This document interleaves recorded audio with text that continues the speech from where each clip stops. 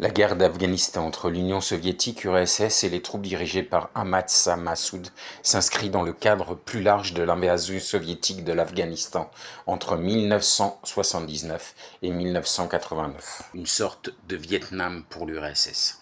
Le 27 décembre 1979, l'URSS envahit l'Afghanistan pour soutenir le gouvernement communiste local, le Parti démocratique populaire d'Afghanistan, qui avait pris le pouvoir en 1978 lors d'une révolution.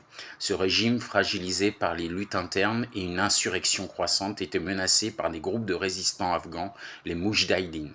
L'intervention soviétique visait à stabiliser le pays, mais elle déclencha une guerre longue et brutale contre ces combattants dont Massoud allait devenir une figure emblématique. Ahmad Shah Massoud, un Tadjik originaire de la vallée du Panjshir au nord-est de l'Afghanistan, était un chef charismatique et un stratège militaire exceptionnel. Dès le début de l'invasion soviétique, il organisa la résistance dans sa région, transformant le Panjshir en un bastion quasi imprenable. Massoud était membre du Jamaat-e-Islami, un parti islamiste modéré dirigé par Burhanuddin Rabbani, mais il opérait souvent de manière autonome grâce à sa connaissance du terrain montagneux et à son habileté tactique. La vallée du Panjshir devint rapidement un symbole de la résistance afghane. Entre 80 et 85, les soviétiques lancèrent pas moins de 9 offensives majeures pour déloger Massoud et ses hommes. Ces opérations mobilisaient des dizaines de milliers de soldats, des chars, des hélicoptères Mi-24 et des bombardements intensifs. Cependant, Massoud utilisait des tactiques de guérilla, embuscades, replis stratégiques dans les hauteurs et attaques surprises. Ces combattants, bien moins nombreux et moins équipés, infligeaient des pertes considérables aux forces soviétiques. Un moment clé fut la trêve temporaire négociée en 1983 entre Massoud et les soviétiques. Massoud profita de cette pause pour renforcer ses défenses et rallier d'autres groupes moudjahidines. Bien que cette décision ait été critiquée par certains résistants qui voyaient une sorte de compromission, les combats reprirent peu après avec une intensité accrue. À partir du milieu des années 80, les moudjahidines, y compris les forces de Massoud, reçurent un soutien croissant des États-Unis, de l'Arabie saoudite et du Pakistan via la CIA et l'ISI pakistani.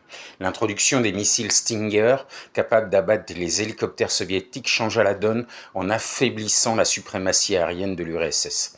Massoud, bien que parfois en désaccord avec d'autres chefs moudjahidines plus radicaux comme Gulbuddin Aytmatayar, bénéficia de cet armement pour intensifier ses opérations.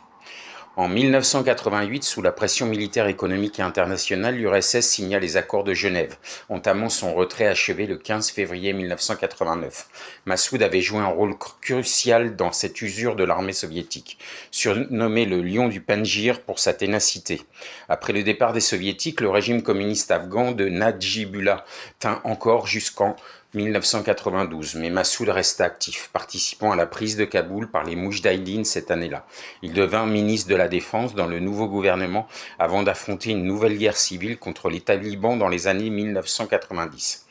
La guerre soviéto-afghane fit environ 1,5 million de morts afghans, surtout civils, et 15 000 soldats soviétiques furent tués.